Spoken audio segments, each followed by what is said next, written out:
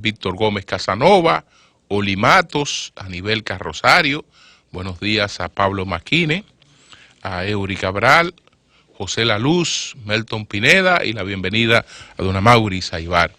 Buenos días también a nuestros colegas de 5 a 7 de la mañana, Humberto Paniagua, Andrés Martínez, buenos días a Luis Ramírez, Yuri Rodríguez, buenos días a Daris Terrero, a Joselito Félix, y en Santiago de los Caballeros, Ramón Paulino, así late la ciudad corazón. Manuel González Manegonte, nuestro catedrático del sector agropecuario. Buenos días a Rafael Díaz, nuestro cronista deportivo, Helen Gil, nuestra productora, Sonia Patiño, nuestra coordinadora, buenos días a Joa Bernal, buenos días a toda la amable teleaudiencia de Telefuturo, Canal 23. Y ya pues nosotros aquí en los estudios empezamos a presenciar algunos cambios. Estos días feriado se aprovecharon para hacer algunos cambios en nuestros estudios. Ya vemos cómo pues nuestra mesa de trabajo ha cambiado el color hacia un color gris plateado. Lo propio va a ocurrir con el fondo que tenemos detrás y con la alfombra. Así todos estamos en un proceso de readaptación para llegar a todos los hogares dominicanos a través de Telefuturo, como estamos llegando, Canal 23, con la mejor imagen. Así es que estamos trabajando. Por eso les comentaba hace algunas semanas que no desesperé. Ya muchas personas que en principio me hablaban de cuestiones de la imagen, me están dando una visión totalmente distinta. Pero lo que viene, señores, lo que viene es mucho mejor todavía. Mucho mejor todavía. Entonces, bueno, ha concluido la Semana Santa, un periodo que tiene connotaciones distintas para una parte de la población que lo recibe como un periodo de reflexión cristiana por lo que se conmemora, y para una parte de la población que aprovecha el feriado para vacacionar, para irse a distintos puntos del país y para reencontrarse con la familia en el interior del país. Esperamos que todos hayan tenido pues un buen regreso. Un poco más adelante pues ya veremos cuáles fueron los resultados del operativo que encabezan tradicionalmente nuestras autoridades. Queremos también en el día de hoy unirnos en un abrazo a todas las familias, a todas las instituciones que luchan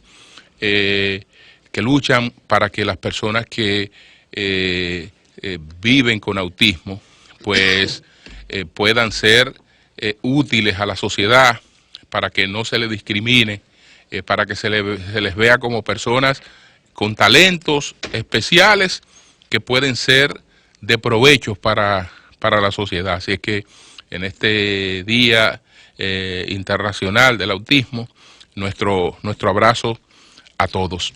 Entonces, bueno, entre los temas que voy a analizar en el día de hoy está el sermón de las 7 palabras, y hay otros temas que antes voy a tratar porque le voy a dedicar un poco más de tiempo a lo que es el sermón de las 7 palabras.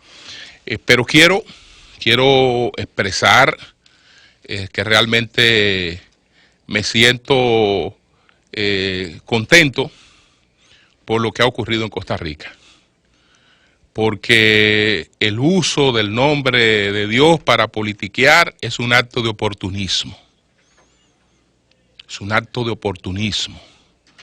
Es decir, la labor de los pastores evangélicos y de los predicadores y de los sacerdotes está en sus iglesias, está en su feligresía, y la labor de dirigir a la sociedad pues tiene connotaciones distintas que tienen que manejarse sin exclusión, porque los presidentes son conciliadores, en el sentido de que para un presidente un ateo y un cristiano son la misma cosa, en función de los derechos y de las acciones de gobierno, son la misma cosa.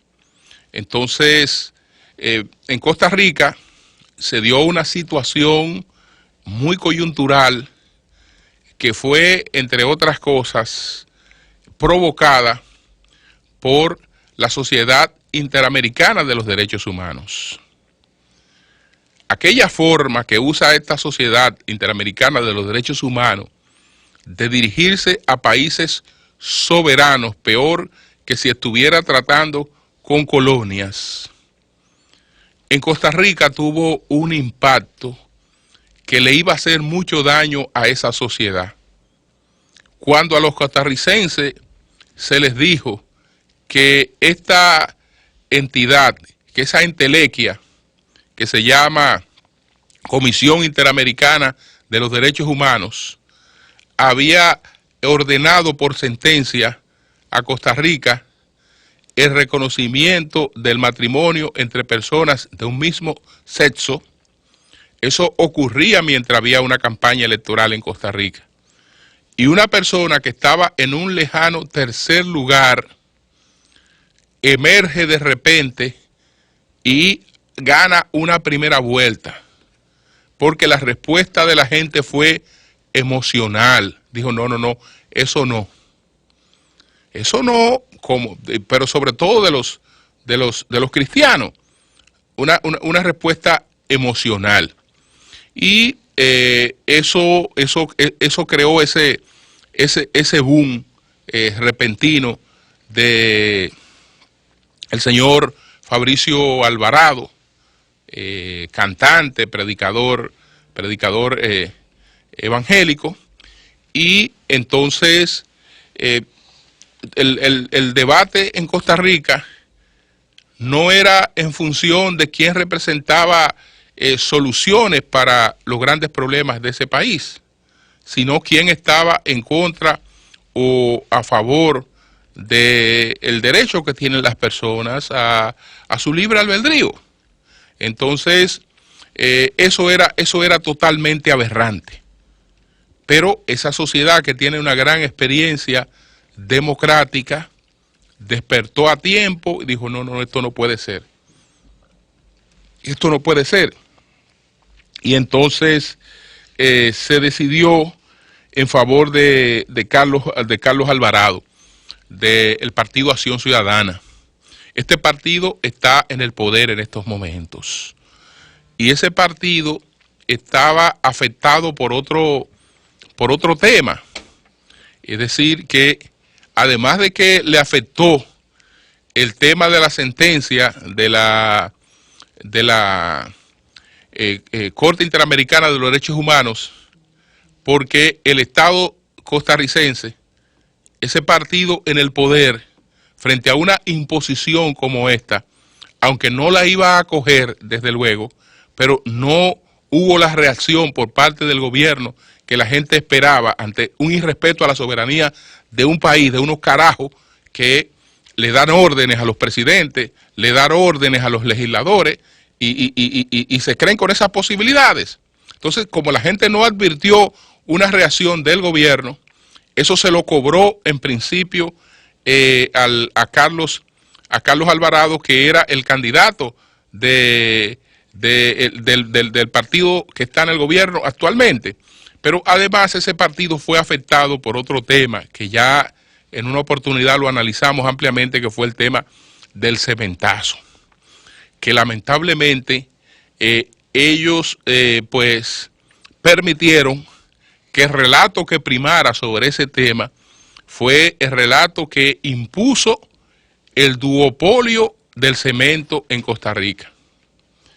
Si algo quiso hacer el gobierno costarricense fue romper el duopolio del cemento con la importación de cemento desde China.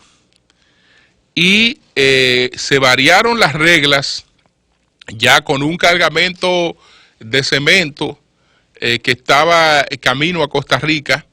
Se variaron las reglas a pesar de que ese cargamento también era la garantía de un préstamo que se había hecho para esa importación.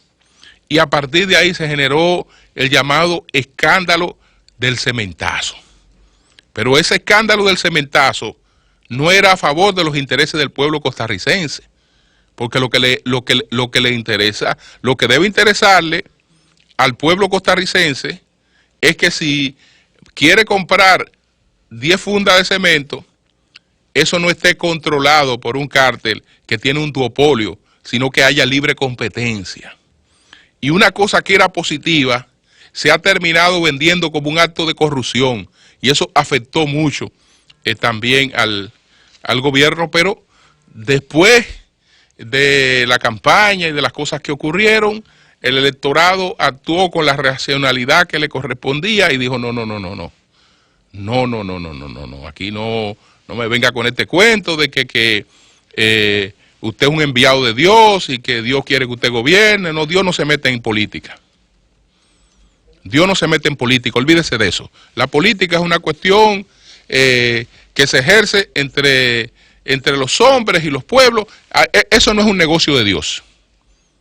Y todo el que lo trae a él, por lo menos invocándolo como un elemento de campaña, no es más que un oportunista.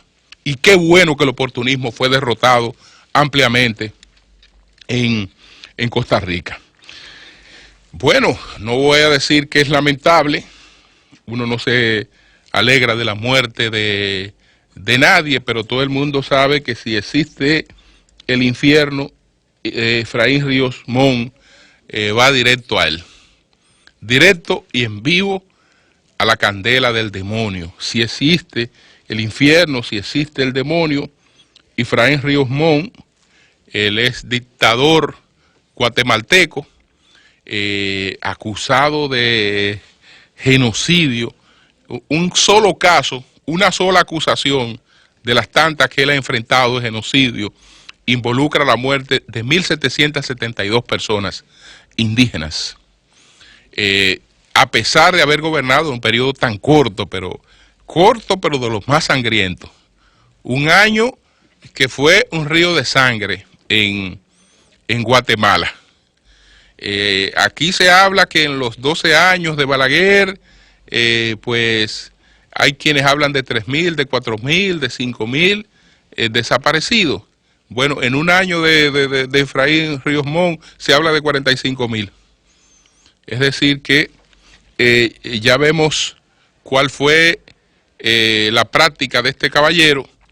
Él fue condenado a 80 años de cárcel en el 2013, pero esa decisión luego fue anulada por el Tribunal Constitucional, porque le encontró fallos en la preservación de los derechos de el exdictador Efraín Ríos Mon de defensa, y además tratándose ya de una gente de avanzada edad, también era una condena realmente inaplicable.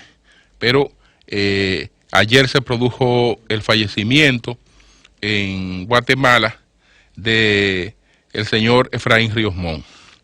Entonces, señores, vámonos al sermón de las 7 palabras que fue usado por la Iglesia Católica para tratar de sepultar en vida al cardenal Nicolás de Jesús López Rodríguez, porque de eso se trata entre otras cosas. Porque uno de los que habló, algunos medios lo citaban sencillamente como un sacerdote. El periódico El Día hoy lo hace de manera correcta. porque aclara que este caballero que pronunció la primera palabra, porque de los 7 mensajes, 3 fueron dirigidos a atacar a las personas que están reclamando que haya orden en el problema migratorio. 3. Y ninguno de ellos a un llamado a aplicación de la ley. Ninguno de ellos a un llamado a la aplicación de la ley. Pero muchos presentaban a este señor como sencillamente como el padre Faustino Burgos. No, no es el padre Faustino Burgos. Es el obispo auxiliar Faustino Burgos Brismán, que fue designado hace poco tiempo por el Papa Francisco como obispo auxiliar de la arquidiócesis de Santo Domingo. A ese señor fue que le tocó la primera palabra. La primera palabra, que es: Padre, perdónalos, porque no saben lo que hacen. Que está pues recogida en el Evangelio de Lucas, Lucas 23, 34. Yo sé que para llegar a la posición que ha llegado Faustino Burgos Brismán, cuando Faustino Burgos Brismán habla, él habla con conocimiento de causa. Y yo sé que él sabe muy bien que está pronunciando unas palabras que en los debates de cierta profundidad, en los debates teológicos de cierta profundidad, está bajo serios cuestionamientos. Bajo serios cuestionamientos, y él lo sabe, porque esos debates han incluido a teólogos muy importantes del catolicismo. Entonces, cuando me refiero, aunque no es el objeto de este comentario, pero ¿qué es lo que quiero decir con esta expresión, que es la primera palabra que se atribuye a Jesús? Padre, perdona a los que no saben lo que hacen. Que la propia Iglesia Católica, en sus mensajes más profundos y en sus consultas más profundas, sabe que eso no existe en los manuscritos principales del Nuevo Testamento. En ningún manuscrito del Nuevo Testamento, de los originales, está incluido eso. Y bueno, esa expresión no aparece en el papiro 75. No aparece en el papiro 75. No aparece en los códices sinaicos, no aparece, o en los códices sinaíticos. No aparece esa expresión. Esa expresión no aparece ni siquiera en un manuscrito que fue producto de un encargo, de una investigación de la propia Iglesia Católica que se llama Vaticano. Ahí no aparece esa expresión. Pero tampoco aparece en otro manuscrito que se llama Claromontano. Tampoco aparece en ese manuscrito. Ni tampoco aparece en Fridiano. ¿Dónde aparece esta expresión? En la única, digamos, versión con cierto carácter científico que aparece esta expresión, eso en un manuscrito que fue una edición, la llamada edición científica griega del Nuevo Testamento. En la edición científica griega del Nuevo Testamento sí aparece la expresión Padre, perdónalos porque no saben lo que hacen. Pero usted sabe bajo qué criterio aparece en la edición científica del Antiguo Testamento, aparece entre paréntesis cuadrado, como aparece todo lo que los investigadores que tuvieron al encargo esa edición colocan, todo lo que tienen bajo duda, todo lo que no ha pasado por una comprobación. Y entonces es muy sospechoso que algo que no aparece en los manuscritos originales después aparezca. E incluso hay otros análisis de ya los que son especialistas en análisis de texto también arrojan dudas sobre la existencia de esa expresión, porque cuando usted se va al Evangelio de San Lucas y busca Lucas 34, resulta que si usted lee lo que plantea en el capítulo 23, el versículo 33, usted puede pasar del 33 al 35 sin ningún problema. La redacción fluye sin que se advierta la necesidad del párrafo que se ha dejado de citar, que es donde está lo de perdónalo porque no saben lo que hablan, lo que sugiere la posibilidad de que eso haya sido agregado ahí mucho tiempo después. Pero lo científico, lo claro, y eso lo sabe Faustino muy bien, bueno, la profundidad teológica de cualquier sacerdote sabe que yo no estoy hablando tontería. Sabe que yo no estoy hablando tontería. Es decir, eso es algo que no está en los manuscritos originales del Antiguo Testamento. Pero dije que ese no era el objeto de este comentario. El objeto es lo que ellos plantearon.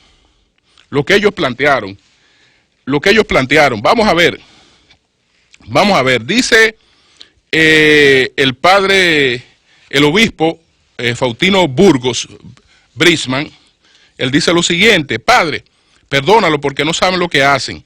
Entonces él critica a los nacionalistas y patriotas que promueven el odio, el rencor y la xenofobia revestida de falso nacionalismo o falso pudor, creando zozobra, intranquilidad y viendo fantasmas donde no hay. Yo no sé si cuando el Papa lo designó obispo, le dio algunas potestades especiales para auscultar el corazón, los sentimientos de los otros.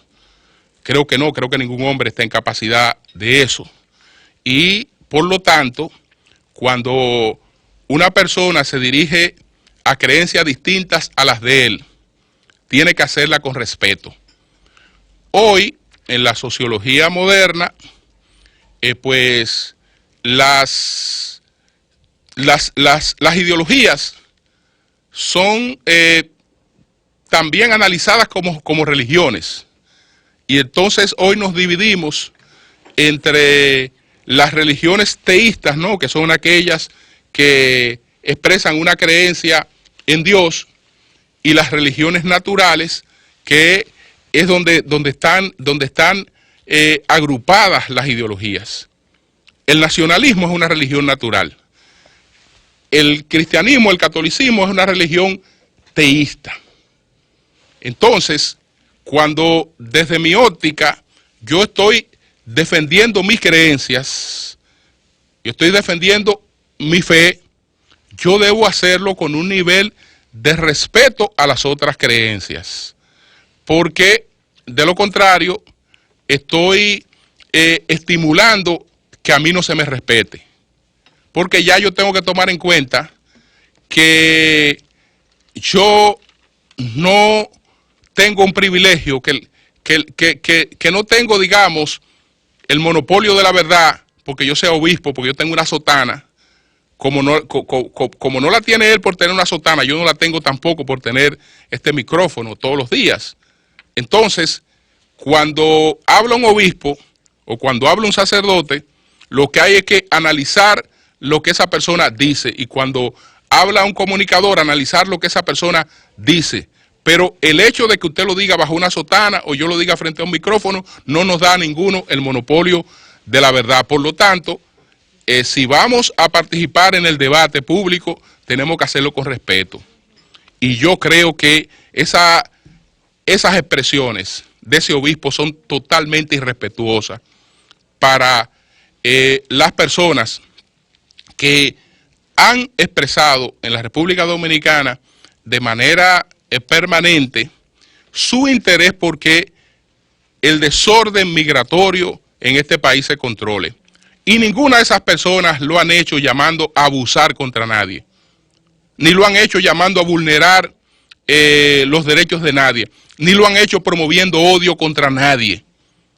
Yo por lo menos eso no lo he escuchado absolutamente de nadie que esté llamando a hacer cosas indebidas para poner orden en la casa. Y a veces también somos muy alegres. Somos muy alegres. Yo sé que cuando este sacerdote estaba hablando de esa manera, este obispo, él estaba dirigiéndose a una familia en particular.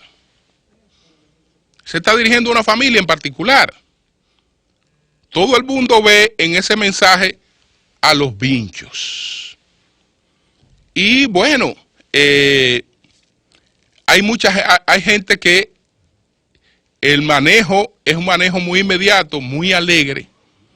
Y entonces, con relación a usted imputarle a los otros que están haciendo una cosa falsa, que están haciendo una cosa en la que no creen, yo digo, bueno, yo no conozco la historia de la familia del padre Burgos.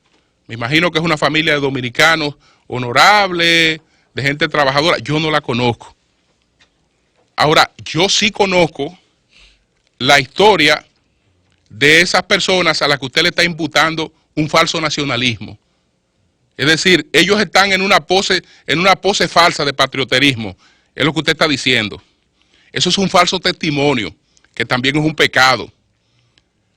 Y lo que la historia a mí me dice es distinto. Es distinto lo que la historia a mí me dice, porque bueno, yo sí sé de lo que pasó con el general Manuel María Castillo. ¿Usted sabe quién era el general Manuel María Castillo? Un héroe restaurador y también uno de los que enfrentó la primera invasión estadounidense en el año de 1916.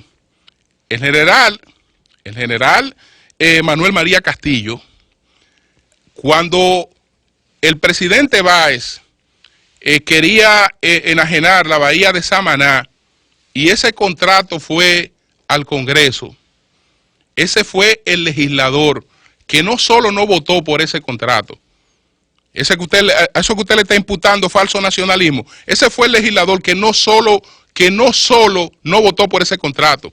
¿Usted sabe qué hizo ese legislador? Ese legislador rompió ese maldito contrato.